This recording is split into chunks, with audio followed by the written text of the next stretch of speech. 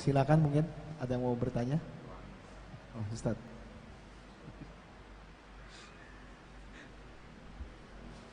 Jazakallahu khair. Hanya sekedar bertanya Ustaz, dalam kasus rumah yang idle tadi. Rumah yang idle tadi kata Ustaz ada zakatnya. Saya ingin tahu zakat bagian yang mana? Harta perniagaan, zakat uang tunai, zakat emas dan perak, harta pertanian, atau harta yang mana?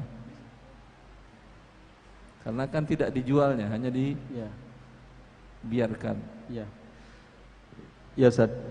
Jadi ini menurut yang saya pahami Ustaz, memang ada dinamika di antara ahli fikih. Nah, kalau menganut pendapat yang mewajibkan zakat terhadap aset idle termasuk tanah tadi, maka kira-kira yang lebih tepat itu adalah zakat emas dan perak. Dia rumah bukan emas dan perak Ustaz. Iya, iya Ustaz. Jadi kenapa emas dan perak? Karena sama-sama qobiliyah lin nama. Begitu Ustaz. Qobil lin nama.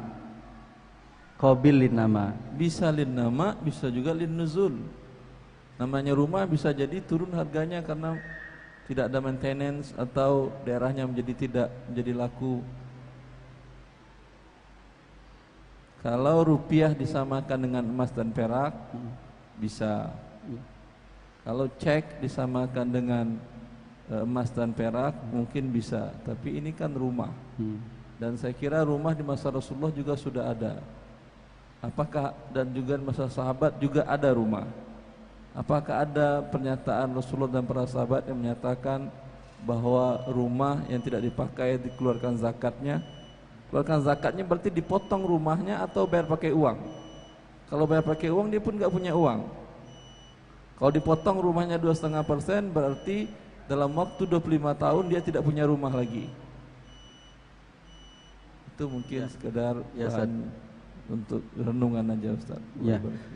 Ya, jazakallah kepada Al-Ustaz Al-Fadil, ya Ustaz Erwandi. Jadi saya paham bahwa di bab ini juga ada khilaf Ustaz, antara yang mewajibkan dan tidak mewajibkan. Jadi yang disampaikan oleh Al-Ustaz Al-Fadil itu berarti memang yang mengambil pendapat yang tidak mewajibkan. Yang tidak mewajibkan adanya aset-aset idle tadi itu tidak wajib zakat, tidak harus ditunaikan zakat. Jadi menurut saya sih tidak apa-apa ya, wallahu a'lam. Kemudian mengenai dia tidak memanfaatkan nikmat Allah, berdosa iya. Tapi apakah dosa tersebut diatasi dengan cara mewajibkan zakat? Ini saya kira perlu dalil khusus. Karena tujuan tadi kan maksudnya adalah agar nikmat Allah ini tidak disia-siakan dan agar dia putar atau dia tempati dan digunakan atau disewakan. Ini iya. Tetapi mewajibkannya dengan zakat saya kira butuh dalil. Dia berdosa diingatkan, iya, karena itu dilakukan di masa Umar. Harta tanah dalam waktu 5 tahun, 3 atau 5? 3 tahun kalau nggak salah.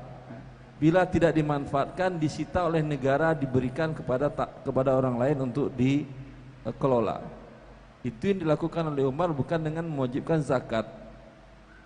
Ya, mungkin perlu ijtihad baru atau hal-hal yang baru perlu dipertimbangkan.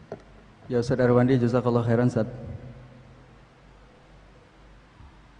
Ya, alhamdulillah kita tutup terlebih dahulu sesi tanya jawab saat ini. Kita kumandangkan azan Isya.